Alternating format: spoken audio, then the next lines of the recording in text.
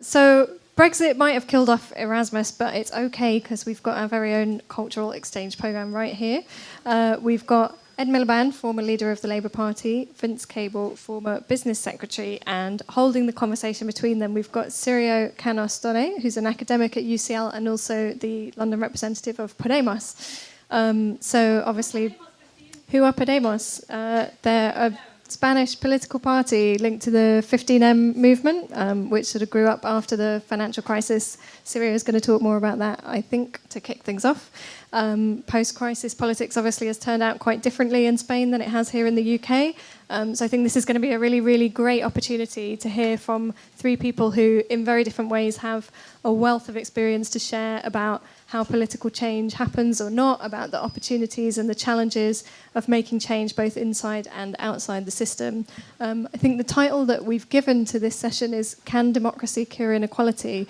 And I hope perhaps that some of the themes that these speakers will be picking up will be kind of helping us to explore what this political moment after Brexit is really about. And I think, as we heard this morning, we all know that Brexit kind of reflected a sense that people felt not just inequalities of wealth were dividing our country, but inequalities of power as well, and the way that those interact and reinforce each other. And the fact that some people pointed out in a kind of smug, self-satisfied way after the referendum that some of the places that voted Leave were among the biggest recipients of EU funding really kind of missed the point that it wasn't really just imbalances of wealth that people were reacting against, it was imbalances of power, and cash transfers don't really do very much to alleviate those.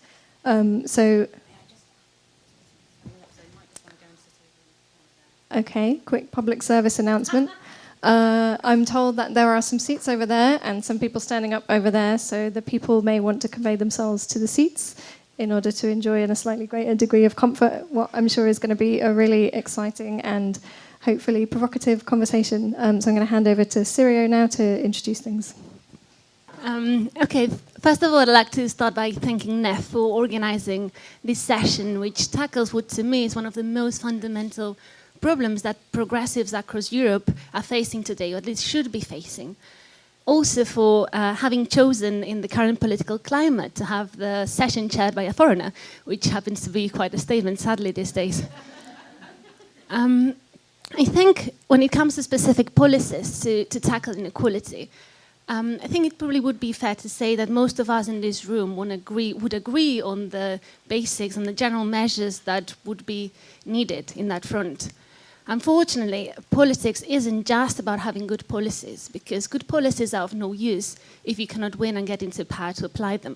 And even if you get to power with the most overwhelming of absolute majorities, you're heavily limited in what you can do by a series of powers that are actors outside your control. Outside your control to a certain extent, because then you can definitely direct how those forces move. But it's really important, if we are serious about tackling this issue, that we recognize those two things, that we need to have good policies, that we need to win, and that we need to be ready to tackle that very unbalanced, tilted terrain that politics is. So in a way, the conversation about how to tackle inequality is as much about policy as it is about strategy and communication. I come from a very different political culture to both Ed and Vince and most of you here. I mean, for starters, a 20-minute lunch break would have been completely unacceptable and borderline barbaric where I come from. But beyond that, I think there's also quite a few parallels between things that have been happening in Spain and things that are happening in the UK. And I think we have a lot to learn from each other. So I really welcome that we have these sessions. So that's what I'd like, before I set on to ask questions to both Vince and Ed, to explain a bit how Podemos and the social movements have been tackling this issue, how we've intervened in the political, cultural, social and institutional landscapes in order to broaden the domain of the possible for progressive politics. And how, as a result of that, despite being one of the countries that have been most heavily hit by the socialization of the financial crisis, Spain is one of the few European countries where we don't have a racist, xenophobic, authoritarian, or even kind of fascistoid movement. Because our anger from the very beginning was directed towards the top, towards politicians and bankers which were corrupt or inefficient, because we discovered both things are not mutually exclusive. instead of towards the bottom, towards migrants, towards benefit seekers, towards the unemployed. And that, to me, is one of the greatest successes we've had so far. In a way, the political history of Spain is not that different, like the recent one, to that of most of the European countries. We had a two-party system with one notionally centre-right and one notionally centre-left that alternated in power in what was a very, very stable system. That system now is completely in crisis. And it's in crisis for two main reasons.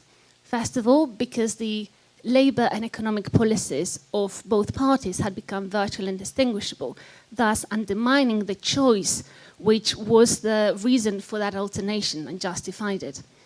The second thing is that both parties had completely lost touch with what was happening in the country, where the suffering of ordinary people was and how it was expressed.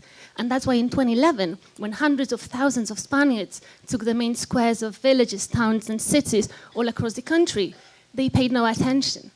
Even when polls showed that almost 80% of the population backed those occupations and the message which was, they don't represent us, we're not goods in the hands of politicians and bankers, they still paid no attention.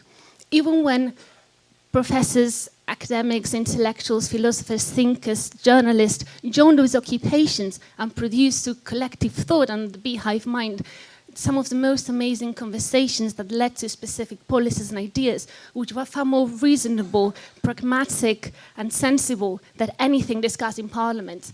And I'm one of those geeks that watches the parliamentary channel, so I do know. Even then, they paid no attention. They laughed at us and they say, well, you bunch of hippies, if you want to change anything, why don't you go and set up your own political party? So we did. And the reason why Podemos in a year and a half has achieved such an extraordinary success in that without any resources or any networks, starting entirely from scratch and against the most powerful forces in society, we've managed to become the first political force in Catalonia, in the Basque Country, in Madrid, achieved 21% of the vote, just 1.5% behind the Socialist Party, and facilitated the creation of citizen platforms that are now governing some of our most important cities. The reason for that is that we understood something really important, which traditional parties either had forgotten or never understood to start with. And it is that if we are serious about achieving progressive political change and tackling inequality, it's almost impossible unless you keep one foot on the institutions and the other one on the streets. And this is so for three reasons. So I should explain that by this. What I mean is to have an internal party structure that forces you to be in a constant dialogue with society, a dialogue that goes both ways. And I say this is important for three reasons. Firstly, because we need the resources. If we are serious about progressive change, we need all the talent, we need all the intelligence, and we need all the experience we can get. And we need the best people, and the best people are not always found in politics. They come from a diversity of places, and we need to create the challenge for those people to access politics. And that's why now we have a housing activist as mayor of Barcelona, a highly reputed judge as mayor of Madrid, and a secondary school teacher as mayor of Cádiz, to mention a few. And that's why all those mayors have managed to drastically reduce the municipal debt while increasing social spending and coming up with some very innovative ways of citizen participation in local politics. That's why also in Podemos' list we have both the ex-head of the Spanish army and anti-cat activists with dreadlocks.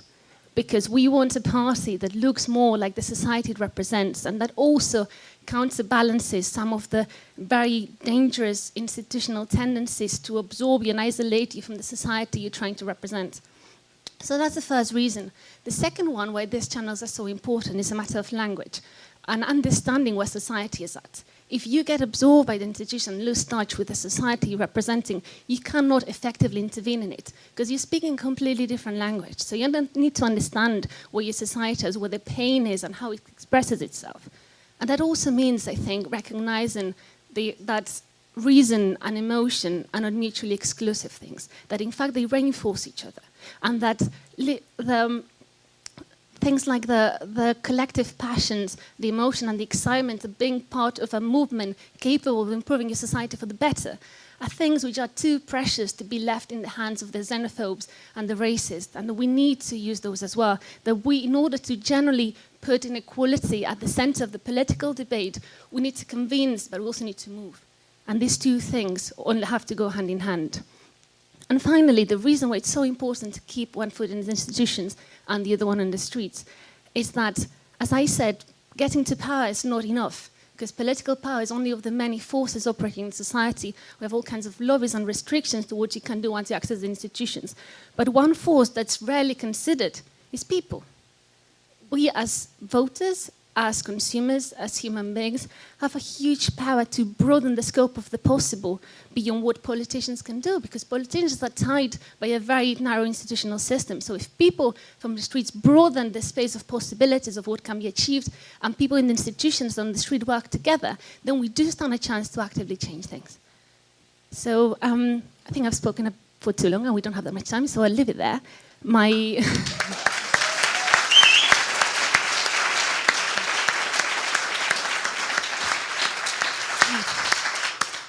Just to start this conversation, I'd like to ask Ed and Vince, both of them, whether this is how we're doing things in Spain. Does this resonate in any way with things you're trying to do here? Well, look, first of all, it was a really fascinating account and very inspiring, so thank you. Secondly, it is very nice to be here and to share a platform with my friend Vince Cable. We used to have various surreptitious conversations over the last few years, but we can now have more open conversations. Look, I'll try and be brief. I'll take Brexit as my starting point because I think it helps illuminate the conversation. I'm determined to be the sort of anti-gloom person in this conversation collectively, because I think there's a lot of gloom around, and I understand the reasons for that. But personally, I think Brexit is really important, and also, although I was obviously for Remain, it's got to become an opportunity for us. Not in the sense that I think Brexit is a good thing, but in the sense we've got to understand the deeper forces, and I'm sure that's may have been discussed already, the deeper forces at work with Brexit. But also, why were those forces mobilized? And this is where I think it does speak, Sirio, to what you were saying and some of the lessons you were teaching us. Why were those forces mobilized, in part in a way that I didn't manage and Labour hasn't managed? 2.8 million extra people turned out in the referendum as compared to the general election, a lot of them in Brexit areas. And I suppose I want to suggest there are two lessons that the left must learn about this. First of all, the sense that Brexit offered big change.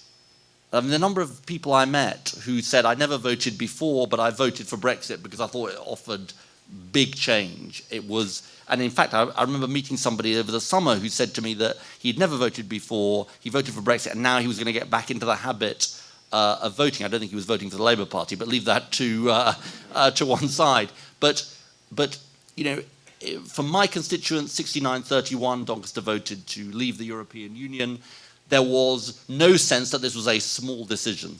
This was a big decision and a big sense of change. And so I suppose my first point is, let's not in the discussion, the rightful discussion about how we mobilize people on the ground, absolve ourselves of responsibility for meeting the scale of change that people want. That's obviously incredibly difficult. The thing I wrestled with most of all was how you had the scale of change for people who wanted big change with the reassurance for people who didn't want to be frightened and scared and were going to be put off voting for us for that. And that is an incredibly difficult tension. Clearly, I didn't navigate it as well as I could have done, given the result of the election. But so my first point is, we need big change, and we need to show people. You're never going to inspire people and get people out there unless you have big change. But secondly, and this goes to your point about the culture of political parties, Labour has an absolutely huge opportunity, in my view, at the moment. And I don't think we should be blind to that at all, because the fact is our membership has basically trebled.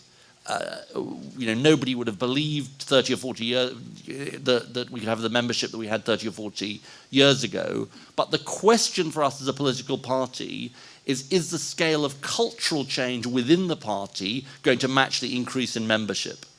Now, Arnie Graf is here, and he worked with me from the United States, and he worked with me on trying to make Labour more like a community organisation, and I'm sure I should have followed more of his advice. But the sort of point about that is that I think that has got to be the future for Labour as a political party. Now, what does that actually mean in practice? I've tried to do a bit of this since the election in my constituency. I think it is about understanding that the question that a Labour Party member should be asking is not simply what can Jeremy Corbyn do for me, or what can the Mayor of Doncaster, Ros Jones, do for me, but what can I do to change my own area?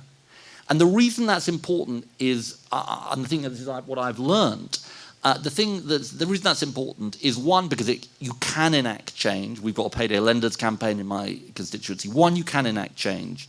Two, you turn people into leaders by them being part of that change. But three, and this is a crucial difference between a political party and a community organisation like Citizens UK, I think you have to transform the reputation of politics from the bottom up, not simply from the top down.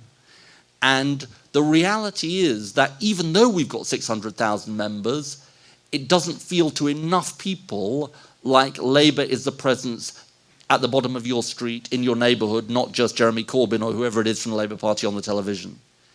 And so, look, it seems to me that to try and answer your question, that no, politics isn't practiced in the way that you described it in Podemos in the UK or in the Labour Party, but we need more of it. And that the challenges around democracy and inequality, the challenge is to go from both ends, to recognise that the people among us who are policy wonks and nerds, and obviously count myself as one of those, have a responsibility to get the scale of change that is required, but you've also got to build that change from the bottom up, and that requires big cultural change in the way the Labour Party works.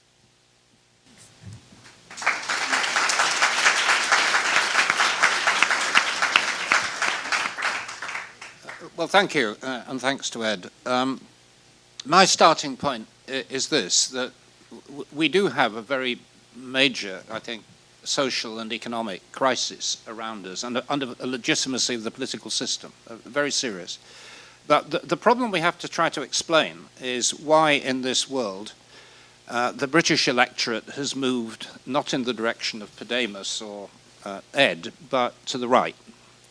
I mean, I lost my seat at the last election after 18 years of increasing majorities, and the overriding feeling I got back from my voters is a sense of terror of left-wing government, variously defined. I mean, I never thought of Ed as particularly terrifying, but a lot of my voters did. And equally, Nicola Sturgeon. I, again, had somebody who's lived and been active in Scottish politics. I've never thought of the SNP as being particularly left-wing, but the electorate did.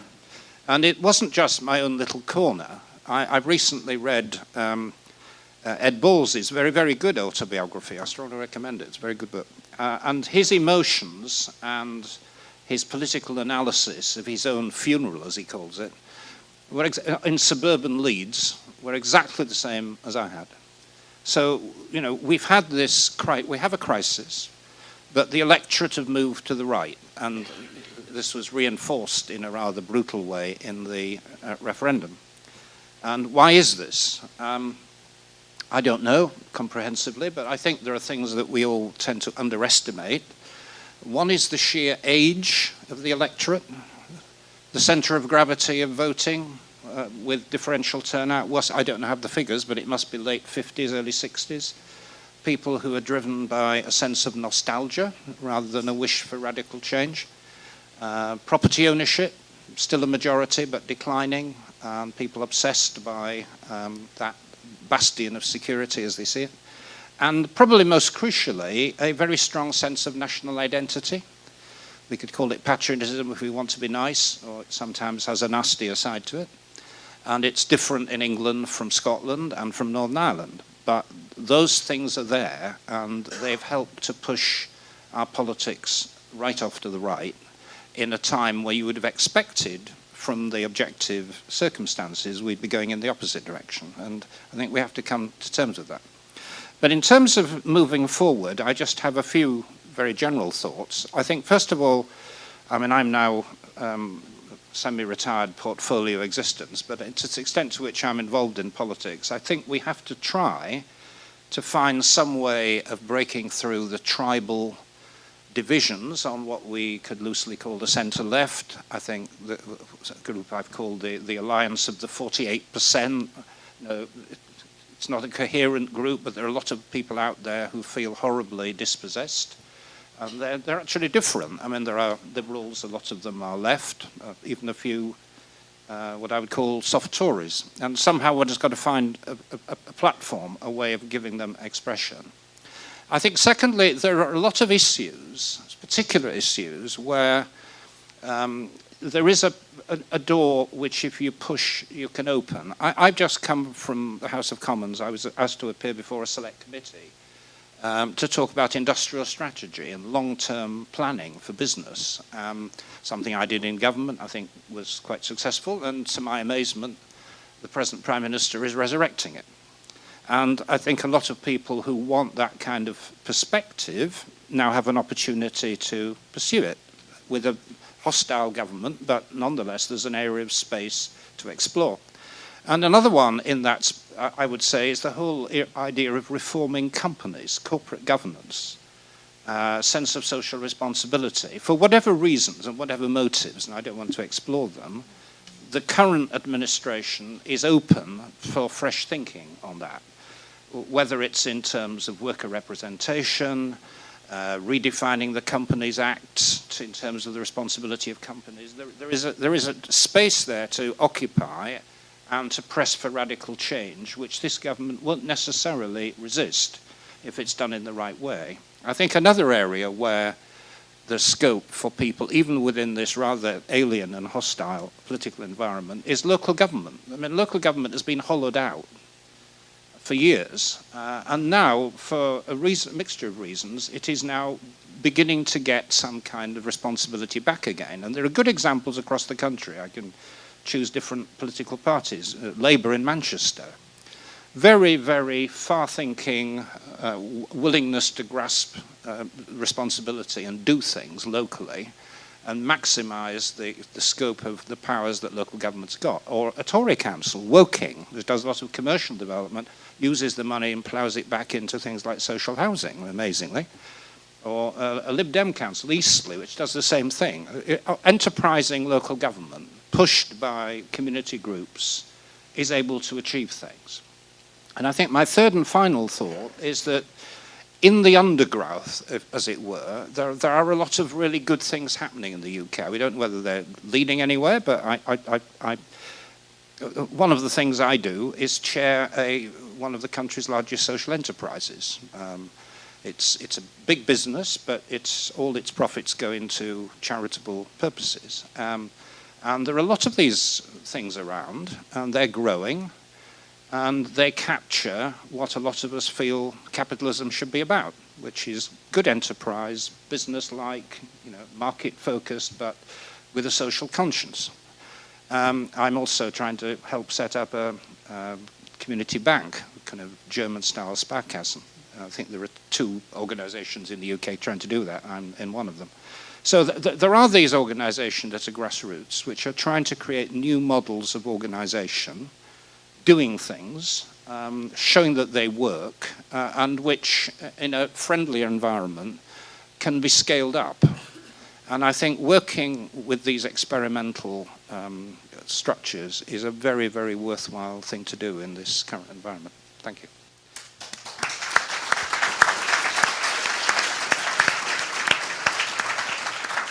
Okay, so both of you, I get the feeling that there's this question in the air that is, people somehow are not interested in the sort of politics we're doing, but we don't know entirely why, but that's one of the things we need to address.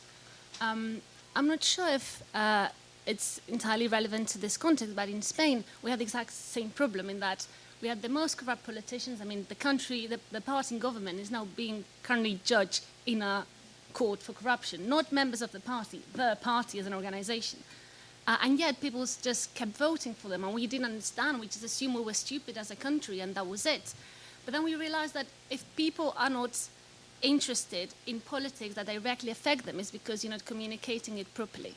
And we realized that any force that has hegemonic aspirations in society needs to create a story that explains what's wrong, whose fault it is, and how we fix it.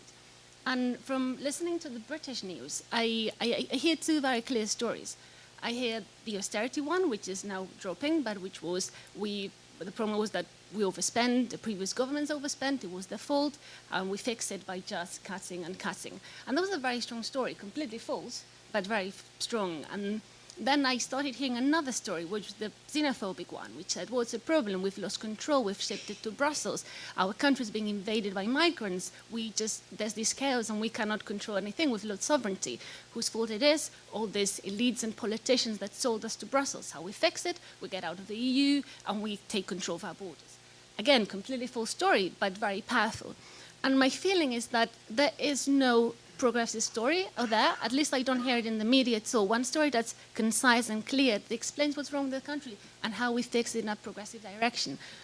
This might be my impression, and I might be wrong, but all I seem to hear is either austerity light or xenophobia light. But there's no strong message that is able to communicate to people why the sort of policies that you're proposing would be effective and good for them. Would you agree with that? Well, look, let me. I want to sort of pick up on that, and I want to pick up on something Vince said, and if I may put a sort of question back to him, and if I had the solution to these problems, I would be Prime Minister. So, it's with due humility that I pose these questions. Vince, you said that the country had sort of moved to the right now, or more or less. Now, so clearly, in terms of the election result, that is true. I mean, I think there is a sort of paradox here which needs sort of to be unearthed and talked about, and it's as follows, which is, I was often accused of saying, well, the country had moved to the left and I was proved to be wrong. And then some people said I was too right-wing and some people said I was too left-wing. But isn't the truth this, which is on some issues the country has clearly moved to the left, and on some issues the country has clearly moved to the right? And there's simply, you can't make this a sort of homogenous view, because why did Theresa May make the speech she did at the Tory party conference, which was on economic social policy? I doubt she'll carry it through, but on economic social policy was certainly a more left-wing speech, left of centre speech than David Cameron would have given, and certainly obviously than Margaret Thatcher would have given. She did it, no doubt she believes it, but she did it because of where the country is, and she was hearing that from the referendum. So at one level it looks like the centre of gravity is to the left, but then obviously, as Sirio, you've said, on sort of economic policy and spending and so on, the country has moved to the right. So look, in terms of the way I think of this isn't just psephology, but the way I think of where the country is, I think there is a sort of a paradox there. But secondly, and that's partly why I felt we had this task, which was both a sort of radicalism but also reassurance, which clearly we didn't achieve. But look, Vince, my question to you is this, and maybe it's a question that the audience has answered too. I totally understand the issue of the politics. I totally understand the point about the issue of the politics of identity, that part of the issue here is that if class and economics was the only driver of voting, you may get different results at elections, but there is something else here that's going on. And I can think of some solutions around this, particularly where power lies and local government, and the role local government plays. Yet I find that slightly, I think that's incomplete as a solution. And so I suppose my question is, maybe it's a slightly unfair question, is yes, the politics of identity is real, but the sort of question is, how do you surmount that politics of identity? Because that is something clearly the left, not just in Britain, but around the world, maybe in Spain, it is doing better at cracking it, but we certainly haven't cracked it here. Yes, I I wrote about the politics of identity, I think, 20 years ago for a think tank that may or may not be here called Demos. And I speculated as to what would happen if British politics came to be dominated by Scotland, Europe, and migration, which at the time seemed a bizarre idea, but indeed that's what's happened, and it's not just happening here, it's happening in many other countries, and we're getting a resurgence of, well, politics of identity is a posh way of putting it, but nationalism in some form or the other. How do you capture it? Well, how do you counter it? Sorry, not capture it. But I think, first of all, there have been some British politicians on the left who have had a particular genius for seeing through that and engaging people with the agenda of the left, but respecting their sense of identity. I mean, two of the most successful left-wing politicians of the post-war era. One was Harold Wilson, who of course we no longer talk about, but was, you know, brilliant as a politician. And the other was Tony Blair, who again is now a traitor and all the rest of it. But actually those two leaders, more than anybody else, found a way of engaging with the very large chunk of the electorate that was not instinctively tied into the politics of the left and had these, you know, quote, patriotic instincts, and found a way of engaging them. Now, of course, their history and the world's moved on, and we're now dealing with a different world. I think one of the things which I find encouraging in dealing with what you call the politics of identity is that there's a growing number of people, and particularly younger people, who have what you might call multiple identity. They're very comfortable as British, and they're not the least bit embarrassed or ashamed about feeling British.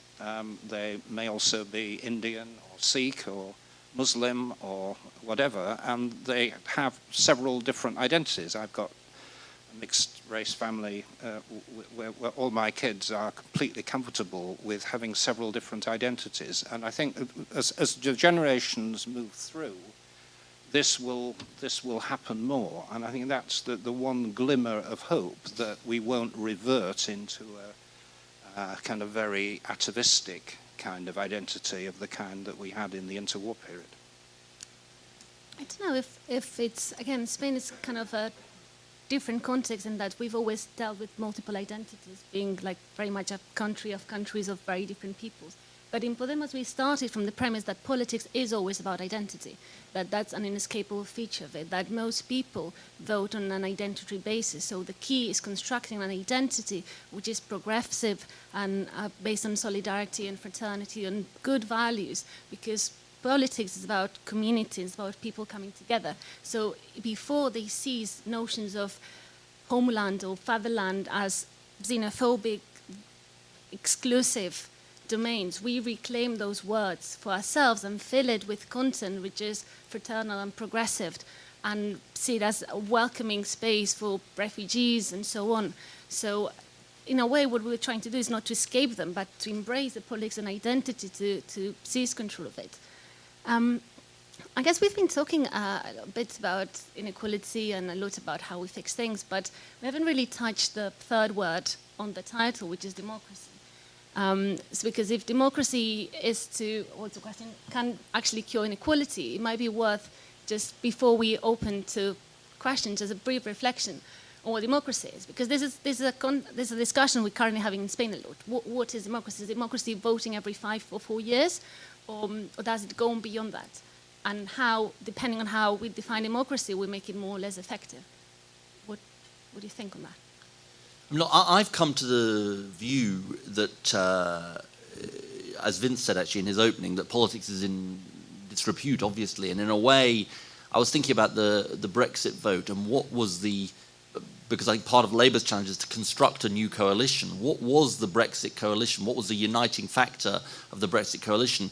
And part of it, let's be honest, was an anti-politics identification. That's what gave to some extent, that's what gave the coalition that voted for Brexit its sort of coherence and its badge, if you like. So I've come to the view that actually big political reform is absolutely essential as part of reconstructing our democracy and actually reconstructing faith in politics, and that electoral reform, but beyond that, where power lies, all of these issues have got to be on the table. And the truth is that, you know, as we're seeing from the Brexit negotiations in the House of Commons or the Brexit discussions in the House of Commons, you know, the very fact that Britain has no constitution, no written constitution, no way of doing things, it's all basically make it up as you go along, you know, is massively problematic. You know, that said, nobody, and people make this point, nobody says to you on the doorstep, you know, I really want to see the additional member system introduced for the House of Commons. Now, that is true. Nobody's ever said that to me. Maybe they have to Vince. But that isn't really the point. I think political reform is becoming, if you like, a litmus test of whether you are serious about understanding the crisis that mainstream politics faces and whether you're serious about doing something about it. Yeah, I completely agree with Ed's last comment, and I think it's a very important comment, and I hope we take it to heart. I mean, I wouldn't underestimate the extent to which our democratic system is, well, almost completely broken, actually. You have an elected chamber which is bypassed on the most important issue of the day, and indeed by the opposition party. Not Ed's fault, but Parliament is not important to them. You've got a second chamber which is entirely populated by crony appointments. You've got a party funding system that is totally corrupt. And you've got local government that is hollowed out. You know, the system isn't working, and it is very, very badly damaged. And of course, it's not just here. I mean, we're seeing what's happened in the US, where, you know, complete polarization, disrespect, a system just not working. I mean, the only people who deriving any pleasure for this are, I imagine, sitting in Beijing saying, we told you all along, you know, democracy isn't a very good model. So if we, you know, and I think that the centerpiece of any real recovery politically by any alternative group or party has to now have political reform at its center. I mean, it used to be an optional extra for the anoraks and my party and oddities who got fixated by these things, but actually now it's central, absolutely central, because the system isn't working.